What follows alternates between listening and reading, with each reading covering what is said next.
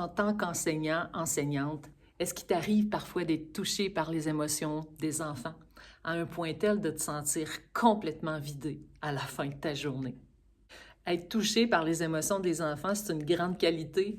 Ça s'appelle de la résonance. Mais quand on ressent tout sans être protégé de l'intérieur, cette résonance commence à être de plus en plus épuisante. Et c'est là que plusieurs enseignants se sentent complètement dépassés.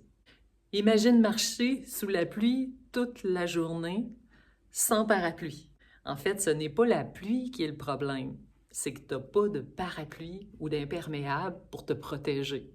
Donc, les émotions des enfants, c'est un peu la même chose. Donc, la question, ce n'est pas comment arrêter d'être touché par les émotions des enfants. La vraie question est comment cultiver mon parapluie d'empathie pour pouvoir me sentir protégée et en sécurité lorsque je suis en présence d'enfants qui vivent de grandes météos intérieures. Parfois, ça débute juste par être à l'écoute de soi avant de commencer la journée, regarder sa propre météo intérieure, faire de la cohérence cardiaque.